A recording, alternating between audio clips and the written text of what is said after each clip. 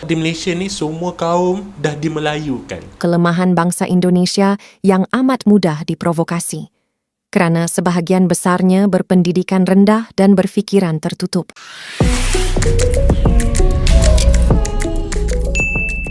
Assalamualaikum warahmatullahi wabarakatuh. Salam jumpa untuk semua. Oke, kali ini kami mereaksi sebuah video dari channel Amas Ganteng dengan judul Alergik dengan Asli dan Melayu. Dan di awal narasi videonya mengatakan warga Indonesia sensitif dengan kata Melayu dan asli. Oke, mari kita tonton dulu videonya. Warga Indonesia sensitif dengan perkataan Melayu dan asli. Apa sebenarnya punca masalah yang terus menghantui hubungan penduduk Malaysia dan Indonesia? Malaysia dan Indonesia, walaupun serumpun dan nampak seperti sama, kedua-dua bangsa ini sebenarnya memiliki perbezaan yang ketara. Salah satunya adalah dari segi perkataan. Terdapat sejumlah perkataan yang berbeza membawa maksud yang sama. Sebagai contoh, basikal dalam bahasa Melayu dipanggil sebagai sepeda dalam bahasa Indonesia, ataupun account dalam bahasa Melayu dipanggil sebagai rekening dalam bahasa Indonesia.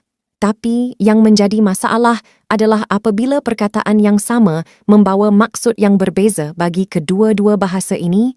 Yang paling jelas adalah mengenai Melayu. Definisi Melayu di Malaysia adalah berbeza dengan definisi Melayu di Indonesia. Di Malaysia, maksud Melayu dinyatakan dengan jelas dalam Perlembagaan Persekutuan, iaitu berketurunan Melayu, bertutur dalam bahasa Melayu, mengamalkan adat istiadat Melayu, serta beragama Islam. Apa yang lebih penting, definisi Melayu di Malaysia adalah dalam konteks yang lebih luas, iaitu sebagai ras, race, bukannya terhad kepada etnik. Justeru itulah kita dapat lihat selain daripada Melayu anak negeri seperti Melayu Kedah, Melayu Kelantan, Melayu Pahang dan sebagainya, yang memang berasal dari tanah semenanjung, kumpulan-kumpulan Melayu anak dagang yang berasal dari seluruh kepulauan Nusantara tetapi berhijrah ke semenanjung seperti Jawa, Bugis, Rawa, Minang, Aceh dan sebagainya juga dipanggil sebagai Melayu. Namun begitu, disebabkan Perlembagaan Persekutuan telah mengikat Melayu itu mesti beragama Islam, maka beberapa rumpun Melayu lain seperti orang asli, Melanau, Iban, Dusun dan sebagainya tidak ditakrifkan sebagai Melayu di negara kita. Berbeza pula di Indonesia, definisi Melayu adalah lebih sempit, iaitu tidak lebih dari sekadar salah satu etnik atau suku dalam bahasa Indonesia daripada puluhan kumpulan etnik di Republik itu. Melayu dalam konteks Indonesia tidak lebih sebagai penduduk pribumi di sepanjang kawasan pantai timur Pulau Sumatera dan pantai barat Kalimantan Barat, seperti Deli, Riau, Jambi, Pontianak dan sebagainya. Etnik lain, walaupun beragama Islam, seperti Jawa, Sunda, Madura, Aceh, Minang, Batak, Lampung dan sebagainya, tidak ditakrifkan sebagai Melayu tetapi mengguna pakai nama etnik mereka sendiri. Ya, kita pause dulu. Disinilah perbedaan konsep tentang ras jika semuanya dimelayukan dengan menerapkan konsep dari sisi beradat istiadat Melayu, berbahasa Melayu dan beragama Islam. Ras ini merupakan ciri biologi seseorang atau suatu kelompok yang tidak berdasarkan struktur sosial. Dalam Ensiklopedia Britannica, ras adalah gagasan bahwa spesies manusia dibagi menjadi kelompok-kelompok berbeda atas dasar perbedaan fisik dan perilaku yang diwariskan. Ras biasanya dikaitkan dengan biologi dan dikaitkan dengan karakteristik fisik seperti tekstur rambut atau warna kulit dan mencakup pilihan yang relatif sempit. Sehingga konsep ras di Indonesia dan Malaysia terdapat perbedaan. Di Indonesia, ras yang dikenal yaitu Australoid, Mongoloid, ras Wedoid, ras Negroid, ras Proto-Melayu, ras Deutero-Melayu, Caucasoid dan ras Melanesoid. Orang Malaysia ni, dia tak faham macam mana orang Melayu dekat Indonesia dikategorikan. Okey, kita mula dari Malaysia. Kat Malaysia, definisi orang Melayu adalah sesiapa yang berketurunan Austronesian, berasal daripada keturunan tu, kau adalah orang Melayu. Macam kita tengok Indonesia, dia banyak kaum kan, banyak etnik kan, tapi kalau kita kategorikan dia keturunan Austronesian, semua populasi diorang adalah orang Melayu.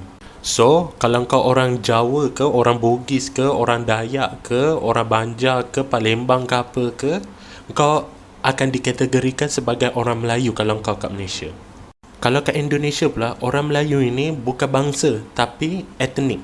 Setiap etnik dekat Indonesia ni ada identiti diorang tersendiri. Macam orang Jawa dia ada bahasa diorang ada tradisi diorang. Macam orang Kalimantan Dayak ada bahasa diorang sendiri, ada tradisi diorang. Macam orang Sulawesi semua, orang Sumatera semua tu. Itulah kalau korang pergi kat Malaysia, kalau kita tanya orang tu, kau orang apa? Oh, aku orang Jawa. Tapi bila kita suruh dia cakap bahasa Jawa ke, tradisi orang Jawa ke apa, semua diorang tak tahu. So apa kat Malaysia, dia orang Jawa ke apa ke, kau adalah orang Melayu. Even baju tradisi orang Jawa pun susah gila nak dapat kat sini. Yang kau akan dapat is baju orang Melayu lah. Di Malaysia ni semua kaum dah dimelayukan. Yang masih selamat is orang asli dengan orang dekat Sabah Sarawak tu lah. Sebab tu lah kebanyakan orang Indonesia kata Malaysia dah tak ada identiti sebab apa? Dah dimelayukan. Justeru itulah, sebagai contoh, apabila kerajaan cuba menonjolkan tarian barongan yang dimainkan oleh masyarakat Melayu berketurunan Jawa sejak ratusan tahun di negeri Johor sebagai ikon tarikan pelancongan.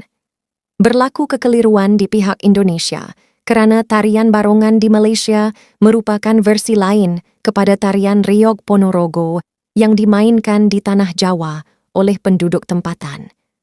Mereka tidak faham bagaimana masyarakat Melayu di Malaysia boleh memainkan tarian Jawa dan kemudian mendakwa ia merupakan tarian asli negeri Johor. Mereka tidak faham mengapa kartun Upin Ipin yang bernuansa Melayu boleh menyelitkan masakan rendang. Kerana pada mereka, rendang adalah masakan suku Minang. Walhal, orang Minang telah lama menetap di Semenanjung, malahan mempunyai sebuah negeri di sini. Ya, terkait tarian barongan dan tarian Riog Ponorogo adalah dua tarian yang berbeda.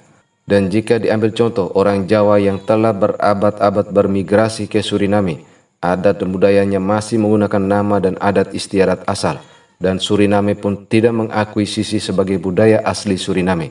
Salah satu lagi perkataan yang sering menimbulkan salah faham adalah asli. Di Malaysia, asli dirujuk sebagai sesuatu yang tradisional. Sebagai contoh, tarian asli, masakan asli, dan sebagainya. Sedangkan di Indonesia, perkataan asli merujuk kepada sesuatu yang berasal dari tempatnya.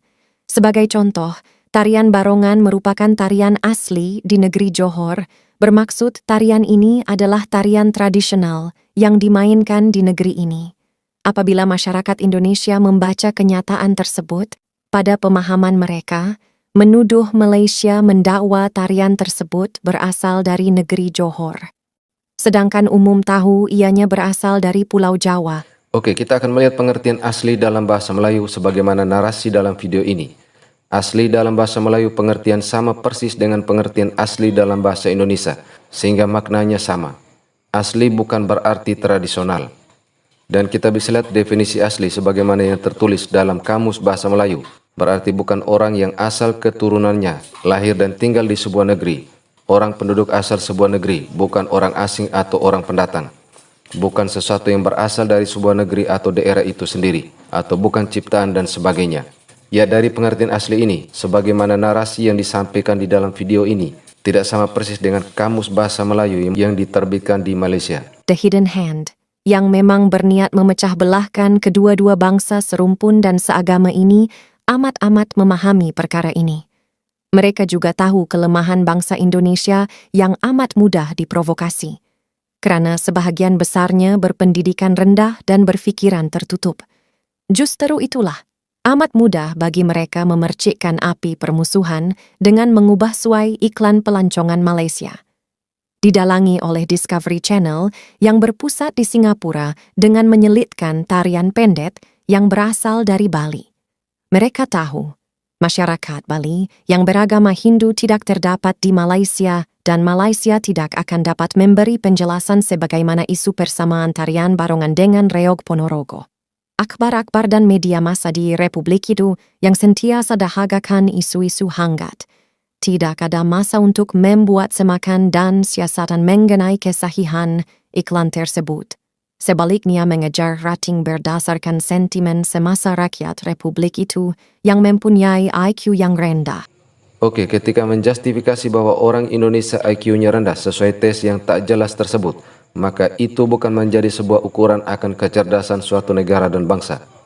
Dan aspek penilaian yang hanya berpatok pada IQ telah dikritik beberapa ahli, misalnya dari sebuah penelitian yang diterbitkan pada jurnal Neuron, yang menegaskan bahwa tes IQ bukanlah predikat kecerdasan yang akurat, karena masih ada aspek-aspek lain yang patut dilihat seperti EQ, SQ, dan AQ. Dan hal ini berbanding terbalik dengan kemampuan orang Indonesia dalam menciptakan beberapa hasil teknologi yang bermanfaat untuk dunia, termasuk yang digunakan juga oleh Malaysia. Dan jika kita mengatakan Malaysia yang katanya ber-IQ tinggi, harusnya tidak berada pada urutan kedua dunia tingkat rasisnya, dan harusnya bisa memartabatkan bahasa Melayu serta menyatukan kaumnya dengan bahasa Melayu.